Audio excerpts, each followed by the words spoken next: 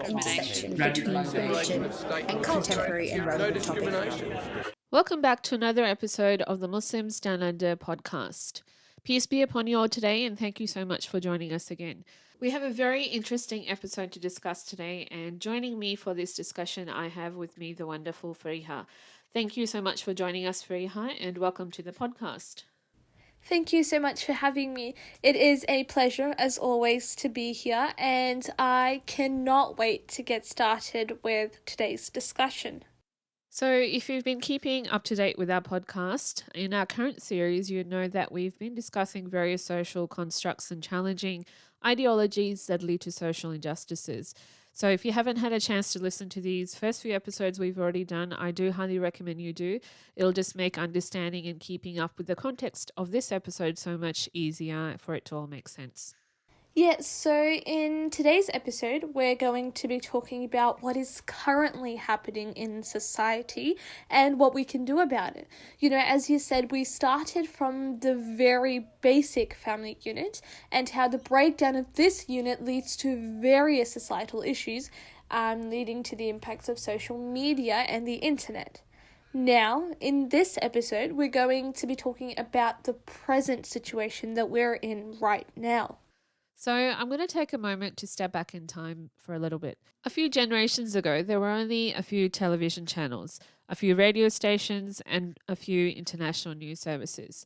And because these channels of information were so limited, everybody more or less got the information from the same 2 or 3 sources. So if you are in charge of one of these few channels of information, it was in your interest to produce content that appealed to as many people as possible to create that engagement. And what we saw was traditional media in the past mostly produced content that was focused on consensus because, you know, we see that news was delivered in a way that everybody could agree on. TV shows were based on the most stereotypical families possible, and talk shows focus on topics everyone could relate to. But what's happened is with the internet and social media, the supply of information has exploded. Suddenly, everyone has 500 TV channels to choose from, dozens of radio stations to listen to, and an infinite number of websites that they can choose from to get their information. So these days now, the most profitable strategy in the media and entertainment industry stopped being consensus and instead has become controversy. So if people have 500 options to choose from, the easiest way to get people to stick around and engage with your content is to create that controversy, to share controversial things that get people talking, sharing their opinions, and increases engagement. And this kind of optimization for controversy has trickled down all the way from politicians and major news outlets even to individual influencers on social media. Because the easiest way to get attention these days isn't to post something profound or insightful or educational, it is to create that controversy. So would you agree with that, Fariha? Oh yes, I definitely agree with this. And because I've seen examples of this on social media as well. For example, there's certain podcast channels that I've seen on social media that try and get attention from that controversy by talking or insulting, saying outrageous things about women when it comes to debates about equality. Or I've even seen videos justifying immoral actions like violence or infidelity in relationships, which is absolutely disgusting when you think about it. But that is an example of using that controversy, those extremist views and ideologies on social media to garner views and likes. Now, what is the impact of all of this? Is that it decreases social connection and it leads to the decline of societal cohesion. You know, social media in the internet has not changed our culture, but rather it's shifted our awareness of culture to the extremes of all these spectrums. And until we recognize what is happening, you know, with all these controversies and extremist views on social media, it is impossible to have serious conversations about what to do or how to move forward. For example, with the examples that I mentioned before, unless we're able to actually sit down, for example, and have balanced or civil or logical discussions about, for example, gender equality, you cannot move forward with that concept or get anywhere with it, you know? So what we have is this silent majority that exists, which is people with a range of beliefs that takes up the most space, and the extreme ends of this spectrum are what you see on social media. Because it is no secret that on social media, extremist views or ideologies, like the examples I mentioned above, garner the most views, the most likes, the most attention, right? So society is becoming more intolerant. It's becoming more contentious and factionalized. There is a decline in the willingness to compromise and related conditions that are essential for a civil society. And another way you can see this is the comment sections on social media. So many videos, you scroll through the comments are so insulting, are so personal, and are so toxic, most of the times for no particular reasons at all. It's just a lack of civility on social media. And social media and the internet is reflecting the types of people in society which now exists. It's not social media or the internet which is causing this corruption or has corrupted us. It is merely influence and revealing what type of society we are currently living in. Yeah, and even in Australia, the Australian population is made of many culturally diverse communities, which can be considered as one of our country's strengths. But the reality and the fact of the matter is that these diverse communities have also experienced elements of disadvantage and exclusion. If we look at the Australian Cohesion Index, this is a survey that is done every 2 years and combines data gathered from the Mapping Social Cohesion Survey with indicators from the Australian Bureau of Statistics and other sources. And it gives us a context to the picture of social cohesion in Australia. And in their latest report, which was published in 2021, one of the questions asked about racism and whether this is a big problem in Australia. And very surprisingly, the response rate for this question increased to 60% in 2021. This was an increase in 20 percentage points in response to a general question of this nature. And this kind of drastic rise is almost unprecedented in these kind of surveys. And according to the report, the reasons are unknown and obviously difficult to determine. But what we can probably sort of gather from this survey is that many movements, many social constructs took place during the years prior to this survey. So, for example, the Black Lives Movement, this took place in 2020 and 2021 as well, just before this survey was conducted. And in the past, in these kind of surveys, the highest level of discrimination was mostly reported by Australians from non-English speaking background. And so this worrying finding from this latest survey has continued with this trend, with these group of people experiencing the most racism in Australia, unfortunately. So the question is there a perception that an increased number of Australians are now acting in a racist manner? And, this is what the figures are telling us. Yes, definitely. You see, the age in which we live, there is a constant discussion or debate, you can say, and projection of controversial opinions on sensitive topics like race and religion that are around us all the time, be it through social media or news and things like that. And what that leads to is that it leads to an increase in racist and discriminatory behavior, as you mentioned before through your statistics, and that can sometimes even be unconscious because we're so deeply into this sort of content all the time on social media. And as a personal example, not me, but my brother, us being Pakistani, he has endured racism at school again and again, which he comes home and he shares with us. Now, as tying into what we said before with social media, most of this racism that he receives is in terms of memes from social media or harmful and controversial jokes that you would see on social media. And that can be very, very, disturbing for him. So what we see happening is that when a society is not able to kind of piece together these pieces of the puzzle, the issues such as prejudice, bias, and racism rise at various levels of society. These issues end up cutting through the basic fabric of society, leading to disunity for the individual, for the family, and for the society overall, as we've discussed in our previous episodes as well. Yes, absolutely. And so the natural consequence of disunity is disorder. This leads to mass confusion and things like depression, anxiety, and other issues we've discussed at length in, the past 2 episodes of this series. And all these things, mental health issues, are all on the rise. And, you could probably pick up any national self-reported survey in Australia and see this rise and the level of unrest that is now existing within our societies. So again, the question is, why is all this happening? That is a very pertinent question, isn't it?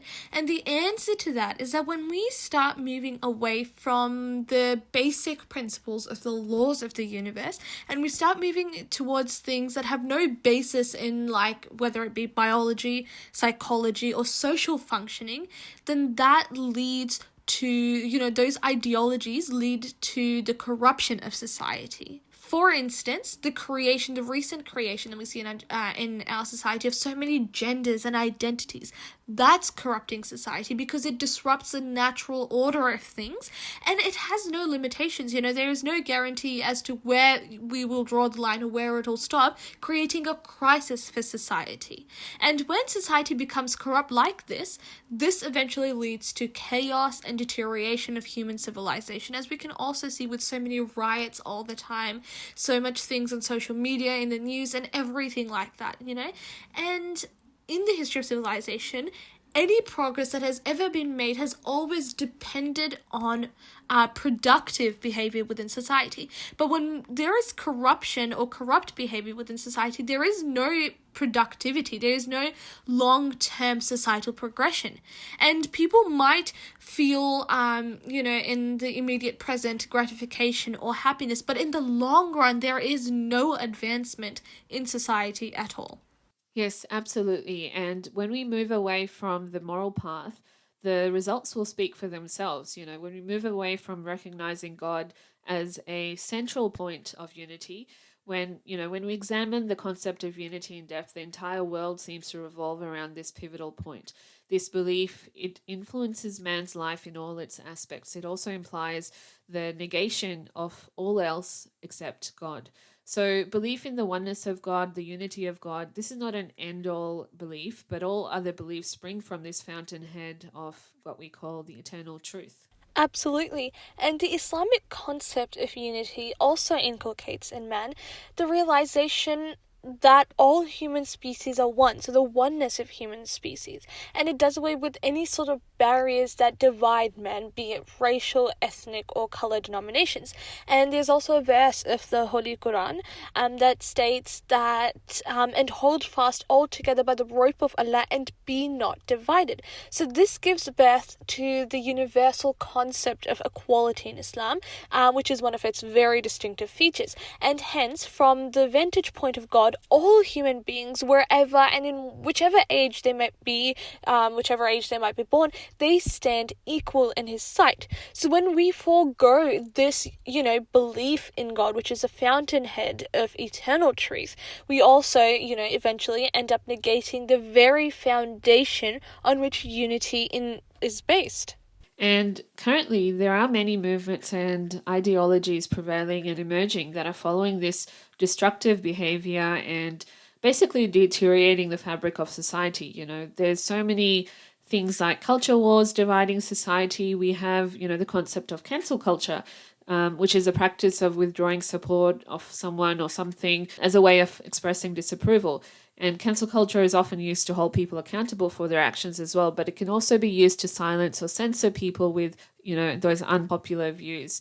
Then we've got things like political correctness. This is avoidance of forms of expression or action that are perceived to marginalize or exclude or offend certain identity groups. And political correctness is often seen as a way of promoting tolerance and respect for diversity, but it can also be seen as like a censorship or as an attempt to stifle free speech. Then we've also got things like virtue signaling. This is the act of publicly expressing opinions or beliefs that are considered to be good or moral, and often in order to gain approval or acceptance from others.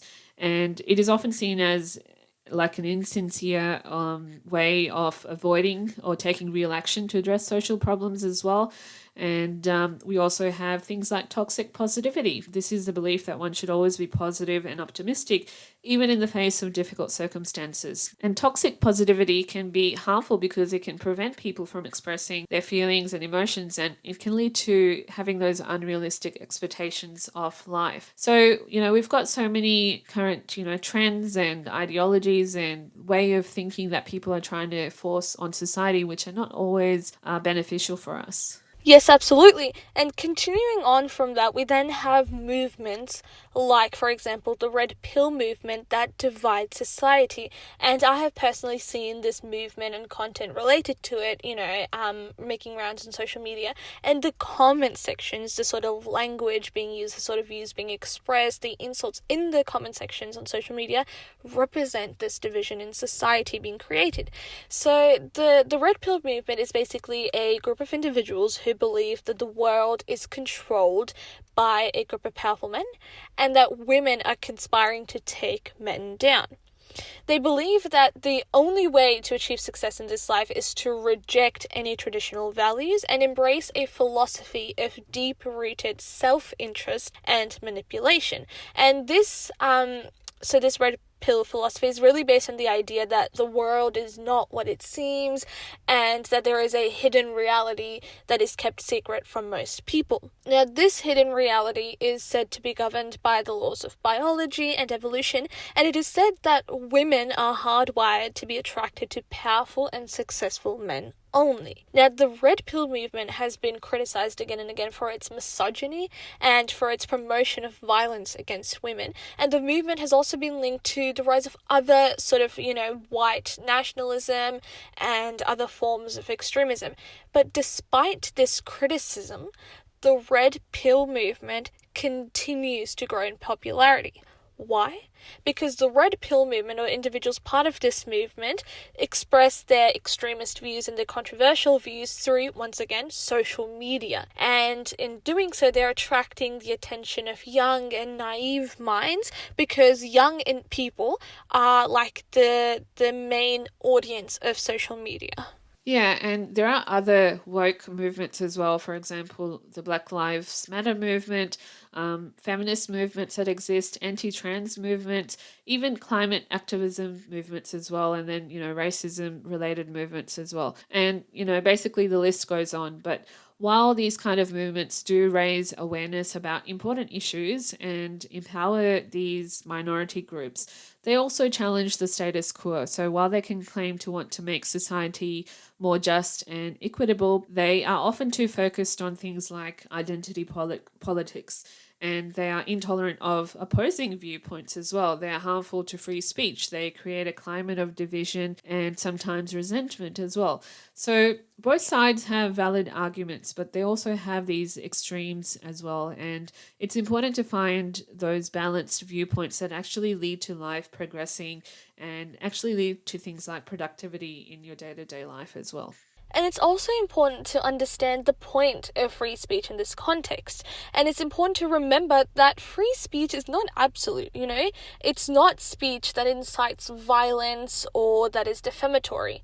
We must restrict speech, have its limitations in order to protect public safety or to uphold the rights of others as well.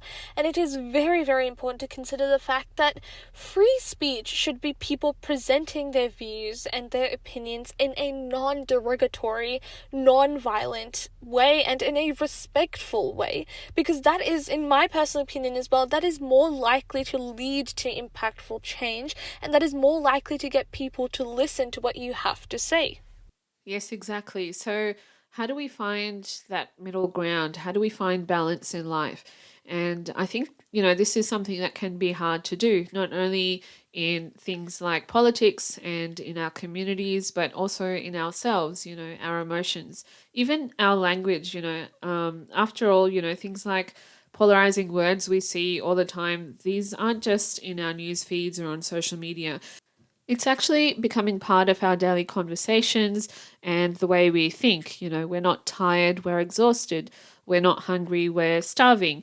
And interestingly, National Geographic, they published a very interesting article that I read some time ago called why every year, but especially 2020, feels like the worst ever. And the article points to the usual suspects like social media and the 24-hour news cycle. And, this influences our perspectives way more than we actually realize. And it delves into the human tendency to view the past through those rose-colored glasses and the present through a microscope. But the article also points to something called all or nothing thinking. And all or nothing thinking is, it can also be called black and white thinking or dichotomous thinking. This is what is known in psychology as a cognitive distortion, an irrational thought pattern. So in all or nothing thinking, there's no middle ground. There's no balance. There's only polar opposites. So life is viewed in extremes. Things are either terrible or they're wonderful. People are heroes or they're villains. You're a winner or you're a loser. And when a person gets stuck in this type of all or nothing thinking, they tend to use words like always, never, ruined, worst, best, etc. And so they frequently use hyperbole. And it becomes like a cycle. And because it is a cycle, you can learn to break this cycle by changing the way you think. It's a process, of course, and can still fall into it, and you can still fall into it from time to time, but it's certainly possible to change and to find that balance in life, and it starts from the way you think. So you don't always have to pick a side. You don't always have to have an opinion about something.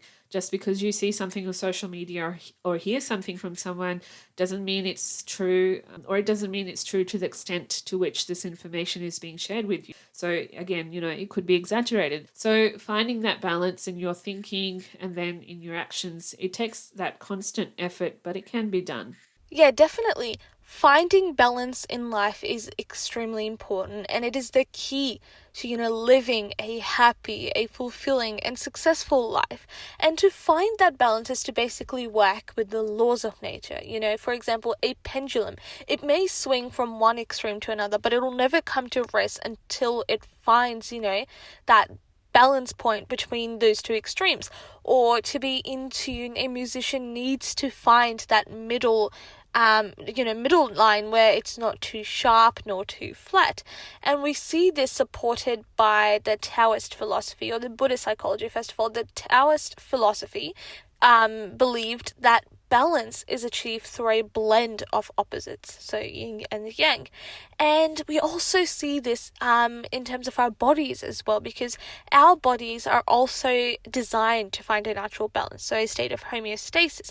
We have an optimal pH, which is not too acidic, not too basic. We also have an optimal temperature of 98.6 degrees Fahrenheit, which is also not too cold and not too hot. And once again, as I said before, Buddhist psychology, according to this, they say that there is a middle way between the extremes of indulgence and self-denial, which is free from sorrow and suffering. And this is the way to basically find peace and liberation in this very life. If we seek happiness purely through indulgence, we are not going to be free. Or if we fight ourselves and reject the world, we're not going to be free. It is the middle path that brings freedom, and this is a universal truth. Yes, and this is in essence also what Islam teaches. It says in the Holy Quran, "O Allah, guide us to the straight path," in the very first chapter, Surah Al-Fatiha, verse 6. And so this principle of moderation, it is actually enshrined in the Holy Quran. The essence of being a good Muslim is to follow the middle path, which is in effect the straight path towards Allah Almighty or God. And Islam upholds a balance between the spiritual and the intellectual, between theory and law, and it infuses these elements together to find that middle path, to find that middle ground. And this is why we say that the Islamic faith is moderate, it is balanced, and it is equitable in all circumstances. And this message is central to Islamic practice and is seen to be addressed in all aspects of our daily lives as well. And, this prayer, this verse of the Holy Quran is such a comprehensive prayer. And if we look at the world in the universe, we realize that everything is in equilibrium. Everything is created with balance. The distance of the Earth from the sun is exactly balanced so that we do not overheat and, we don't become frozen. That distance is an existence of equilibrium and balance. The whole world is in a balance, and there are things that set off that balance and move that balance off center through the actions of human beings. And when our actions create something that makes it get off balance, it always leads to things like disruption, to disunity, to disharmony. So, with all these woke movements and culture wars that are happening in society, and there's so many other opportunities for disruption and disunity these days that are taking place, it becomes even more important that we realize how to find that middle path, how to be moderate in our actions, in our thoughts, in our deeds. And this prayer of the Holy Quran, "O Allah, O God, guide us to the straight path," is such a wonderful way to do that. And here I'd also like to point out that we also really need to find role models for ourselves that provide a correct way of life, that show ways to find the middle ground, the straight path. Because as we all know, actions speak louder than words, and you always need a figure in your life to guide you at various points. It's very, very important. Like for me, my dad, for example, when I was, trying to get into a uni and I was trying to plan my schedules and how the workload will work and everything, my dad really helped me out there with his experience of going to uni and what I could learn from it and what I could adapt from it. It was extremely helpful for me. So having role models is extremely important. And once again, we come to the realization that primary role models in one's life, also talking from personal experience, are in many ways parents, right? But unfortunately, also in this day and age, many parents do not recognize this responsibility of theirs because they're very busy with their careers and their own personal lives, etc. But coming back to the important question, what is the straight path? It is basically the path of moderation. So the Holy Prophet, peace and blessings of Allah be upon him, our ultimate role model, he basically created a visual aid for his companions to explain this. He took a stick and he drew a line in the sand and he said that this is the straight path. Then he drew lines that emanated to the left and to the right of the straight path, and he said that each of these lines is basically an opportunity or a way to veer off the straight path. And there is Satan waiting at the end of each of those paths that veer off the straight path that is calling to you, that is calling to that way. But as believers, we must stick to the straight path and not go too much to the left or too much to the right, but stick to that straight path.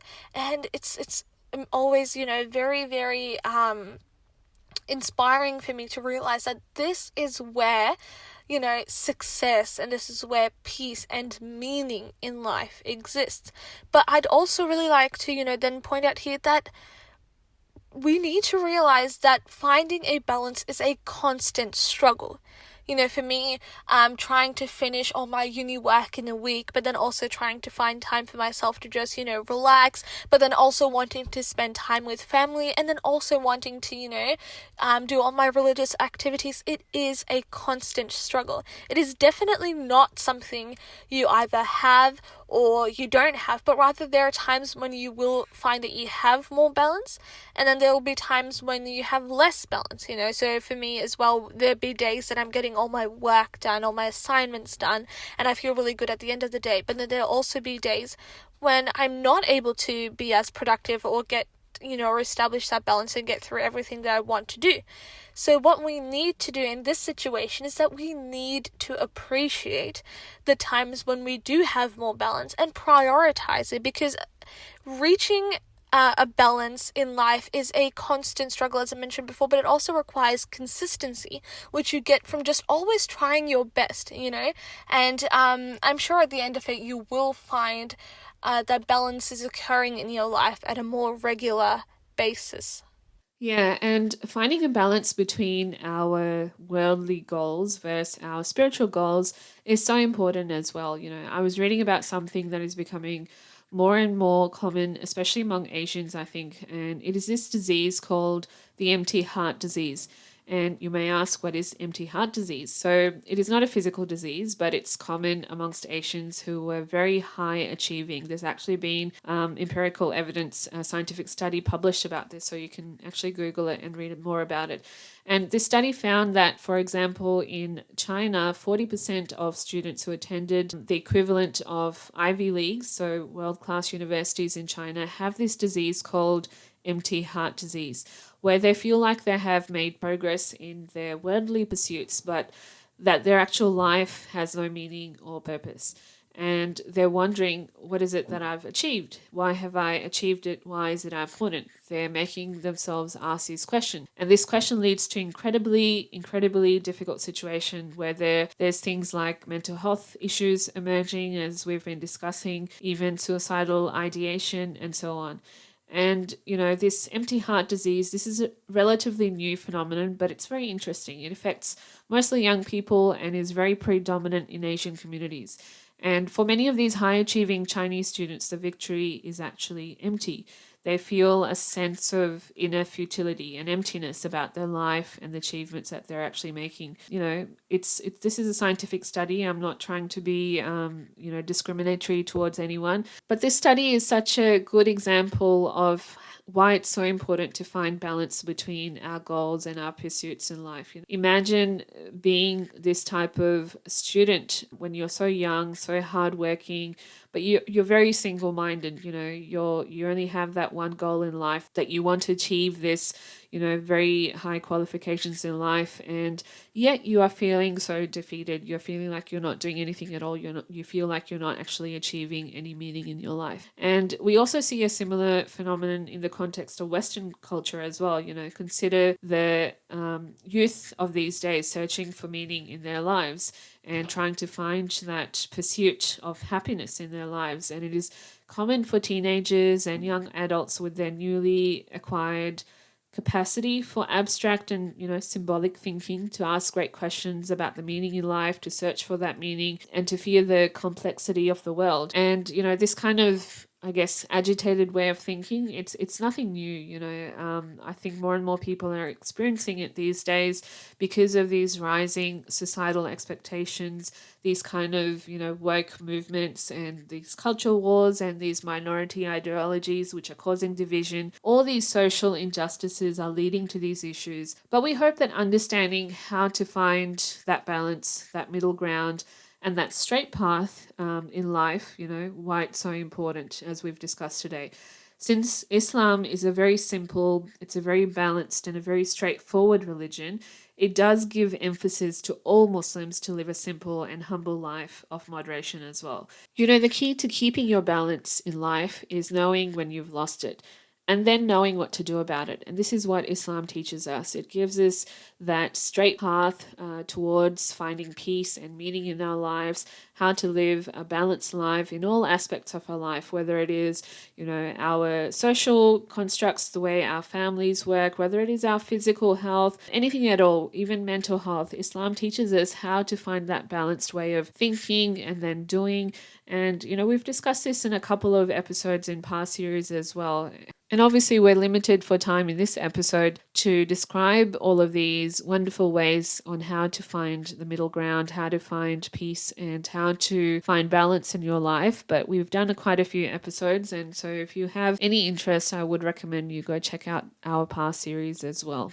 And as I mentioned before, that the middle ground is not always easy to find, but it is essential if we want to, bridge the divide and create a more united society. We must be willing to step outside of our comfort zone and to listen to the perspective of others, to the opinions of others.